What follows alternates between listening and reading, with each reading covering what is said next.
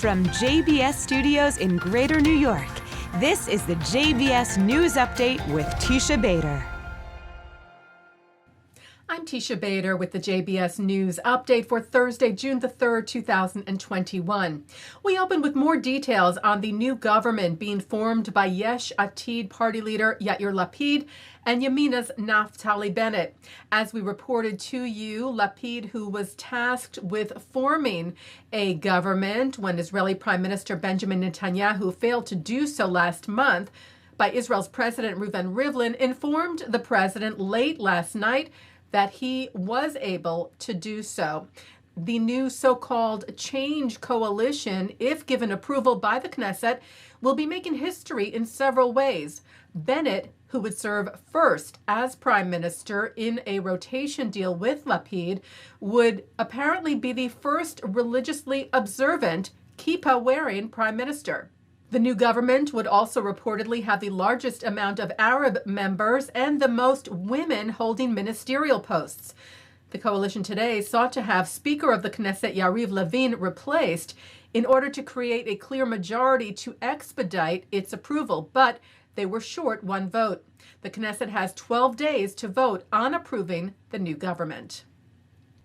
Israel's Defense Minister Benny Gantz met at the White House today with U.S. National Security Advisor Jake Sullivan, tweeting afterwards that the two talked about the need to promote regional stability by halting Iranian aggressiveness while strengthening the alliance of moderates and protecting Israel's qualitative military edge. Gantz then met with U.S. Secretary of State Antony Blinken, who told the press ahead of the sit-down that the two would discuss the U.S. commitment to Israel's security, as well as humanitarian assistance and reconstruction efforts in Gaza. Gantz thanked Blinken for the support from the United States for Israel. And regarding Gaza, Gantz said that as the defense minister, I think the combination of moving forward with construction and making sure that everything stays secure is very important, referring there likely to preventing construction materials from reaching and being used by terror group Hamas to build more rockets to fire at Israel. Gantz met later today with his U.S. counterpart Lloyd Austin at the Pentagon. U.S. President Joe Biden and Vice President Kamala Harris sent their congratulatory wishes to Israel's incoming 11th president, Isaac Herzog, elected yesterday in the Knesset. Biden said throughout his career, President-elect Herzog has demonstrated his unwavering commitment to strengthening Israel's security, advancing dialogue, and building bridges across the global Jewish community. I am confident, Biden said, that under his presidency, the partnership between Israel and the United States will continue to grow and deepen. Harris wrote of Herzog, he has long worked to promote dialogue, protect the state of Israel, and champion close ties to the U.S. Our relationship will only grow stronger under his presidency.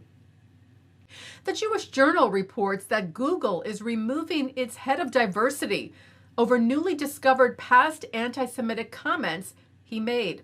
The Washington Free Beacon first reported on the 2007 blog post from Kamal Bab, Google's global lead for diversity, strategy, and research, this past Tuesday.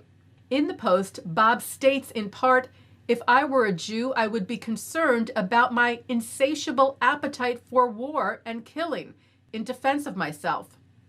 Jewish organizations expressed their outrage over the comments, many calling for Bob's removal. The Jewish Journal reported last night that they obtained a statement from Google unequivocally condemning Bob's past writings, noting that the author acknowledged and apologized for the hurt that he caused, but also saying that Bob will no longer be part of our diversity team.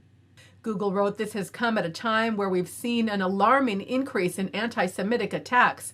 Anti-Semitism is a vile prejudice that has given rise to unfathomable acts. It has no place in society, and we stand with our Jewish community in condemning it."